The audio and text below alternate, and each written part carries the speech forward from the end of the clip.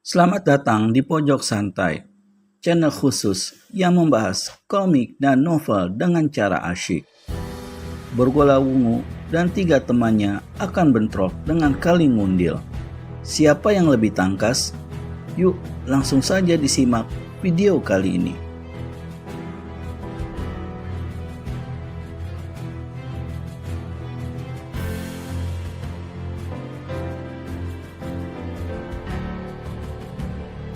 Dari jauh, terdengar suara beradunya senjata serta bentakan-bentakan hebat. Wiro Sableng percepat jalannya, dan bila dia sampai di halaman rumah yang agak kegelapan itu, maka dilihatnya lah bagaimana halaman rumah itu kini berubah menjadi sebuah medan pertempuran.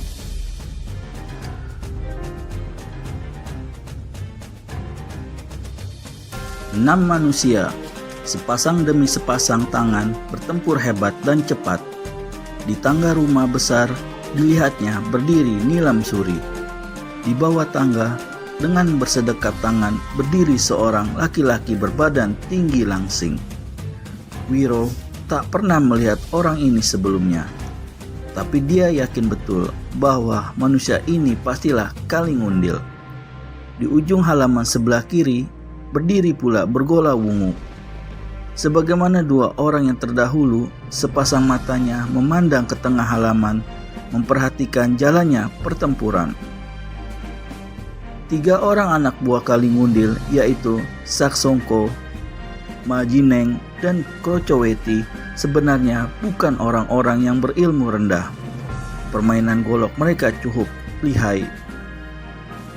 Tapi menghadapi anak-anak buah Bergola Wungu yang yaitu Ketut Ireng, Seta Inging, dan Pitala Kuning, mereka kalah gesit.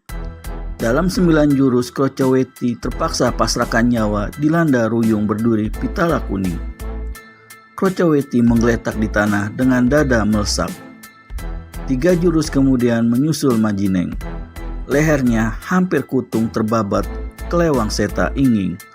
Pertempuran yang agak lama berlangsung ialah antara Ketut Ireng dan Saksoko. Kedua orang ini mempunyai tingkat kepandaian yang sama dan sama-sama bersenjatakan golok. Namun, oleh kemenangan kedua lawannya, Ketut Ireng mendapat semangat dan nyali besar. 5 jurus di muka, sambaran goloknya tiada tertahankan. Akhirnya, Saksongko yang berbadan gemuk pendek itu menjerit mengerikan ketika perutnya yang buncit terbabat ujung golok.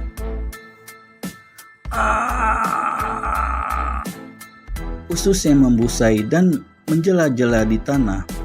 Rahang-rahang Kali Ngundil kelihatan mengatup rapat dan bertonjolan. Kedua kakinya terpentang. Saat itu, karena gelap, tak seorang pun yang melihat bagaimana kedua lengan Kali Ngundil menjadi hitam sampai ke jari-jari tangannya.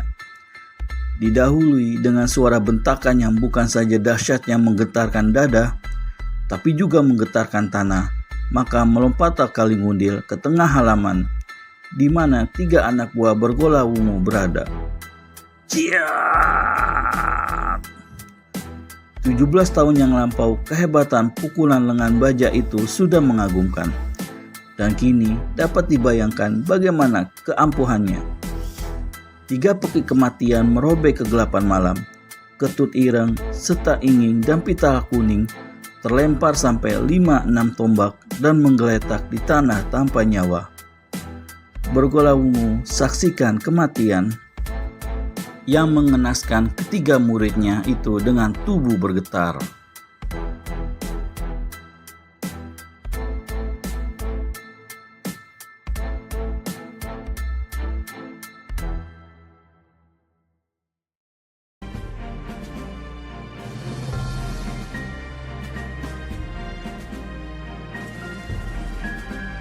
Bergola Wungu, kau tunggu apa lagi? Majulah jika kau benar-benar ingin membalaskan dendam kesumat 1000 karat.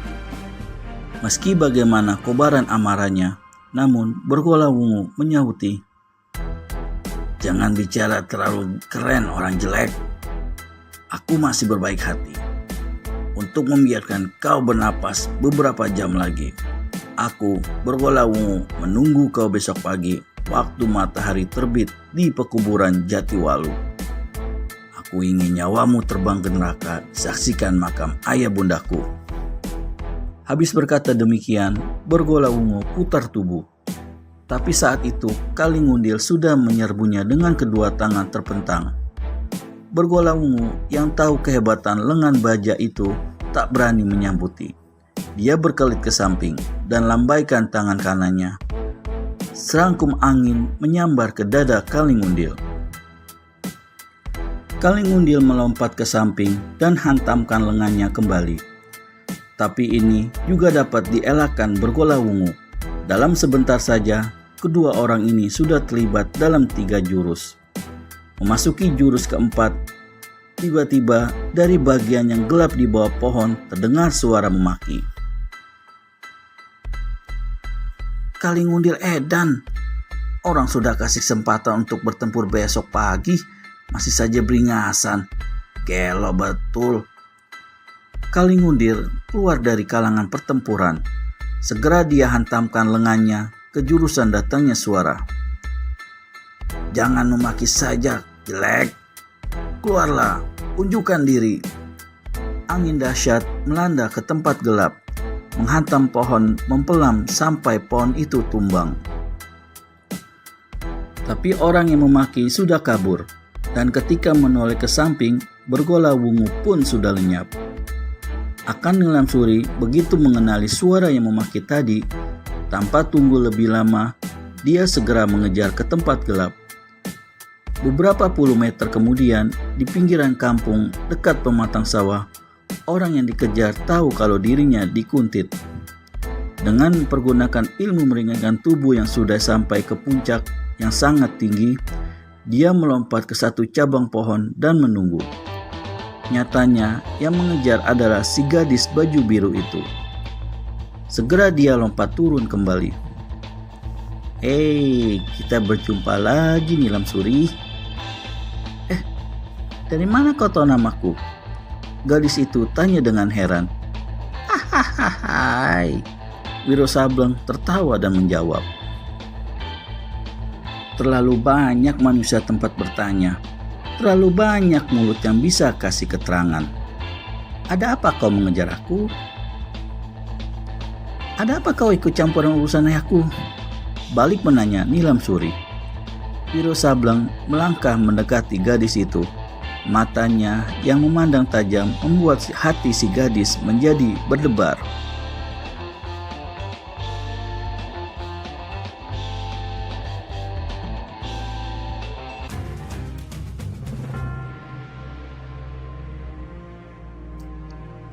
Wiro semakin mendekat juga. Nilam Suri menyurut mundur, namun badannya tertahan oleh batang pohon. Ayahmu? Kalingundil bukan? Desisnya. Gadis itu mengangguk. Wiro menyeringai. Dipegangnya bahu gadis itu. Nilam Suri hendak menyibakkan tangan itu, tapi tak jadi. Karena saat itu Wiro membungkukkan kepalanya. Rasa panas menjalari darah di tubuhnya ketika bibir pemuda itu berani mengecup bibirnya. Kemudian tangan yang lain dari si pemuda mengusap mukanya. Dia diam saja. Juga masih diam ketika tangan itu meluncur turun ke bawah lehernya. Wiro, kau ini ceriwis sekali. Ceriwis sekali, bisik gadis itu setengah merintih. Pemuda itu menyeringai. Kenapa kau ikuti aku? Aku suka padamu, Wiro. Wiro tak banyak tanya lagi. Dipanggulnya tubuh yang montok itu lembut dan dilarikannya ke tengah sawah di mana terdapat sebuah dangau. Angin malam terasa sangat dingin di udara yang terbuka itu. Tapi tubuh mereka dilanda keringat panas dalam melakukan apa yang belum pernah mereka alami sebelumnya. Dan dalam merasakan apa yang mereka tak pernah rasakan sebelumnya.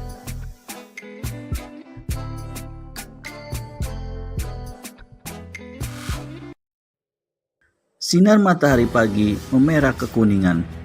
Udara segar sekali. Namun kesegaran itu tiada dirasakan oleh 3 manusia yang berada di pekuburan Jatiwalu. Yang kedua adalah Borgola Wungu dan musuh besarnya Kalingundil. Yang ketiga Nilam Suri. Paras gadis ini agak pucat. Borgola Wungu hentikan langkahnya beberapa tombak di hadapan Kalingundil. "Keluarkan senjatamu, Kalingundil." Hahaha. Kalingundil tertawa bergelak dan meludah ke tanah. "Cuh. Untuk menghadapi manusia macam kau, tak perlu pakai senjata segala. Mulailah." Mulut Kalingundil komat kamit dan sebentar kemudian kelihatanlah kedua lengannya menjadi hitam. Tergetar juga hati Borgola Wungu melihat 2 lengan lawan itu. Tapi tentu saja tak diperhatikannya. Malahan dia berkata, "Bagus. Kalau kau tak mau pakai senjata, itu mempercepat aku mengirimkan kau ke neraka." Borgola Wungu mencabut golok panjangnya. Dengan ujung senjata itu, dia menunjuk ke arah 2 makam di bukit pekuburan. "Kau lihat 2 makam di lereng sana, Kalingundil." Kalingundil tak berani mengalihkan pandangannya karena khawatir ini hanya tipuan belaka.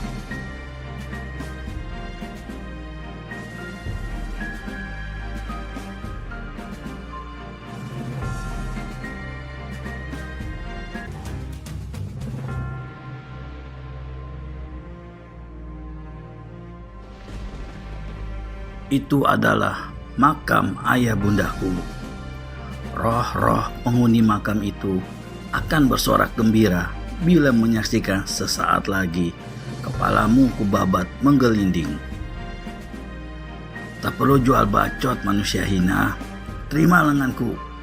Disertai angin yang dahsyat, maka kedua lengan Kalingundil memukul susul menyusul. Borgola Wungu kiblatkan golok memapas salah satu lengan lawan. Betapa terkejutnya dia ketika goloknya tidak mempan membabat lengan lawan. Malahan mata goloknya menjadi sumplung. Dengan segera Borgola Wungu keluarkan jurus terhebat dari ilmu goloknya, yaitu jurus merobek langit. Sesaat saja terbungkuslah tubuh Kalingundil oleh sinar golok. Dan satu jurus di muka Kalingundil terdesak hebat. Berkali-kali dia hantamkan lengannya ke arah lawan, namun Borgola Wungu berkelit sangat cepat. Dengan penasaran, Kalingundil coba menyampoki senjata lawan dengan kedua lengannya. Tapi Borgola Wungu tidak bodoh. Mana dia mau adu senjata dengan lengan yang kerasnya macam baja itu. Hahaha. Lekaslah minta tobat pada Tuhan atas kesalahan-kesalahanmu, Kalingundil. Sebentar lagi kepalamu akan menggelinding. Ejek Borgola Wungu. Geram Kalingundil bukan alang kepalang. Kita akan lihat siapa yang bakal meregang nyawa lebih dahulu. Kunyuk brewok, balasnya mengejek. Kalingundil berseru keras. Kiat! Terima senjata rahasiaku ini, kunyuk. Ratusan jarum hitam kemudian menggebubu menyerang Borgola Wungu.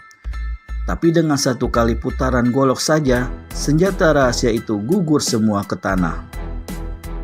Wih, hebat, hebat, hebat. Terdengar suara dari jurusan barat. Orang yang bicara itu jauhnya masih sekitar 100 tombak. Namun begitu suaranya berakhir, serentak itu pula dia sudah berada di tempat pertempuran itu. Dapat dibayangkan hebatnya ilmu lari orang itu. Hebat memang hebat, Borgola Wungu. Tapi mungkin kau tidak tahu bahwa manusia itu adalah bagianku. Baik Borgola Wungu maupun Kalingundil sama-sama lompatkan diri dari kalangan pertempuran. Bagi Kalingundil, ini adalah satu keuntungan karena saat itu dirinya terdesak. Keduanya memandang pada orang yang berdiri di bawah pohon. Kalingundil kerutkan kening, sedangkan Borgola Wungu katupkan rahang rapat-rapat. Begitu kenal pendatang baru itu. Kalingundil, Kau tak perlu pandang aku dengan kerut jidat segala. Di mana manusia bernama Mahesa Birawa? Orang muda bermulut besar. Kau siapa? Bentak Kalingundil.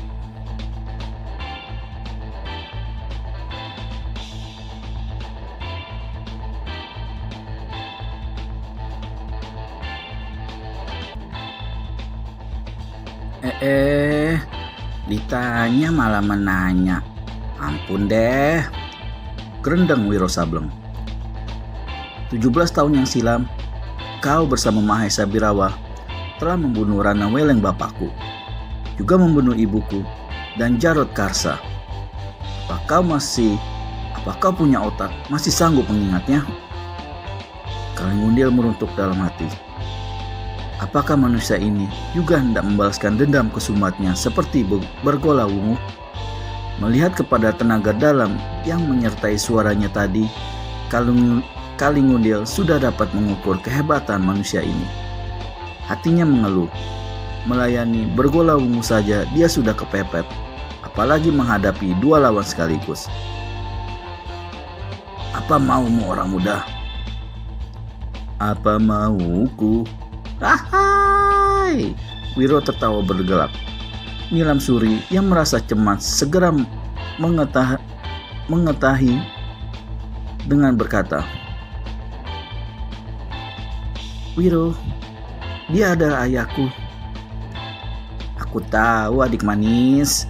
Dan si pemuda tertawa lagi.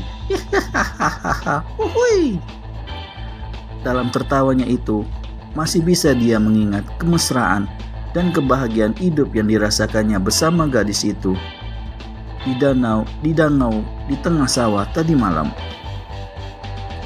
Karena itulah aku berbaik hati datang ke sini hanya untuk meminta tangan kanannya saja. Muka Nilam Suri menjadi pucat. Bergola Wungu sendiri tahu bahwa apa yang dikatakan oleh Wiro Sableng bukan omong kosong belaka. Dia telah melihat kehebatan pemuda rambut gondrong ini. Sebaliknya, Kalingundil keluarkan tertawa membahak. Kurasa kau masih pantas untuk menetes sama kau punya ibu, ejeknya. Kata-kata itu cukup lucu. Kalingundil. Aku senang pada manusia-manusia yang suka bicara lucu. Wiro Sableng melangkah mendekati Kalingundil. Nilam Suri melompat ke muka hendak menahan si pemuda. Tapi pada saat itu pula dari samping Bergola Wungu yang sejak lama menahan kegeramannya terhadap Kalingundil. Maka ketika melihat anak musuh bebuyutannya itu melompat ke muka tanpa tunggu lebih lama, segera ditebaskan golok panjangnya. Nilam Suri melengking, tubuhnya tercampak ke tanah. Dadanya robek besar, darah menyembur. Bergola Wungu yang melihat tidak adanya kesempatan baginya untuk turun tangan terhadap Kalingundil, segera lari ke lereng bukit pekuburan dan berseru, manusia bernama Wiro Sableng, antara kita masih ada sedikit urusan. Kalau kau merasa punya nyali untuk meneruskan, aku tunggu di Goa Sangreng. Rese betul, maki Wiro Sableng. Dipukulkannya tangan kanannya ke arah lereng bukit perkuburan.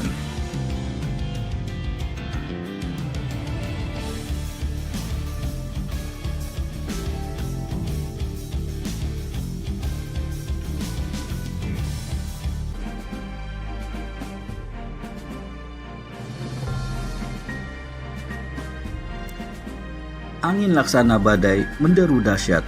Batu-batu nisan dan tanah pekuburan berterbangan. Pohon-pohon bertumbangan. Semak belukar diterambas gundul.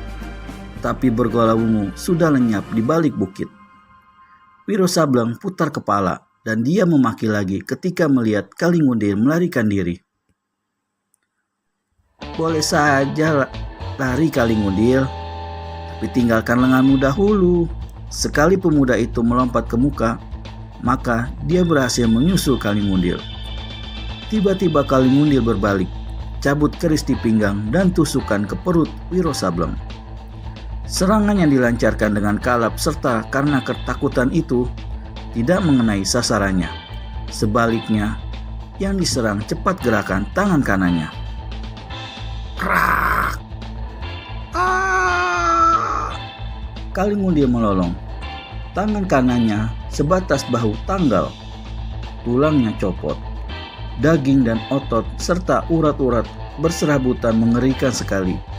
Laki-laki itu macam babi celeng seradak seruduk kian kemari. Dia hendak lari lagi. Tunggu dulu Kalingundil. Kenapa terburu-buru kabur? Terima dulu angka kenang-kenangan ini. Habis berkata begitu, Wiro Sableng benturkan tapak tangan kanannya ke jidat Kalingundil. Pada kulit jidat laki-laki ini, maka terpampanglah lukisan telapak tangan berikut 5 jari dengan angka 212 pada bagian tengahnya. Kalingundil seradak seruduk lagi, macam babi celeng. Darah berceceran dari luka di tangannya. Wiro Sableng tertawa mengekeh. Syukur. Diperhatikannya laki-laki itu berlari macam dikejar setan. Tangan kirinya memutar-mutar lengan Kalingundil yang masih dipegangnya. Tiba-tiba dilemparkannya potongan lengan itu. Laksana anak panah potongan, lengan itu melesat dan menghantam punggung Kalingundil, membuat laki-laki itu tergelimpang, menelungkup di tanah. Tapi segera bangkit lagi dan lari lagi. Wiro Sableng hentikan galaknya ketika telinganya mendengar suara erangan Nilam Suri. Cepat didekatinya tubuh gadis itu. Dia berlutut di tanah, matanya menyipit melihat luka besar di dada si gadis. Nyawa Nilam Suri tak mungkin ditolong lagi. Dibopongnya gadis itu, dibawanya ke tempat teduh dan dibaringkannya. Wiro. Nilam Suri membuka kedua matanya yang telah menjadi sayu itu. Wiro, peluk aku, pintanya. Wiro Sableng merangkul gadis itu. Cium aku, Wiro.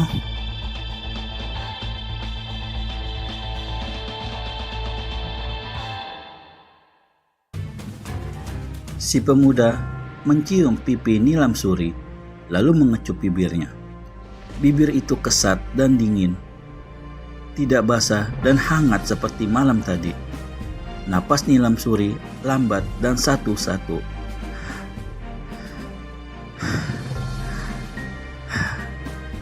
Sinar matanya semakin pudar. Umurku untuk mengenalmu hanya sampai di sini, Wiro, bisik Nilam Suri. Aku akan obati lukamu, Nilam.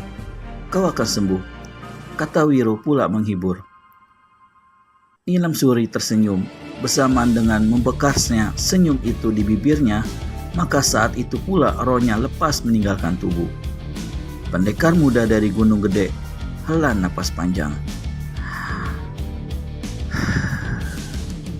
Hatinya beku menyaksikan kematian gadis itu. Semalam Nilam Suri masih dirangkurnya, masih dirabanya.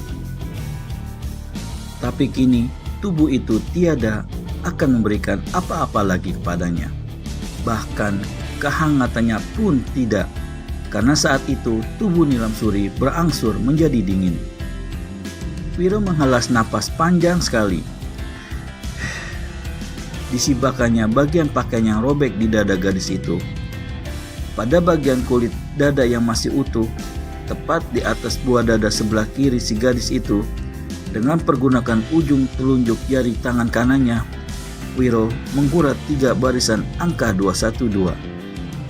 Disandarkannya tubuh tanpa nyawa itu ke batang pohon dengan hati-hati. Lalu melangkahlah pendekar ini meninggalkan tempat itu. Dan seperti tak pernah terjadi apa-apa, seperti tak satu pun yang barusan dialaminya, dari sela bibir pemuda ini terdengarlah suara siulan. Siulan melakukan nyanyi tak menentu. Berakhirlah untuk buku 4 brewok dari Gua Sanggreng, dan akan berlanjut buku berikutnya, Maut Bernyanyi di Pajajaran. Jangan sampai terlewat, segera subscribe dan tekan tombol lonceng untuk mendapat notifikasi video terbaru dari kami. Terima kasih dan sampai bertemu kembali.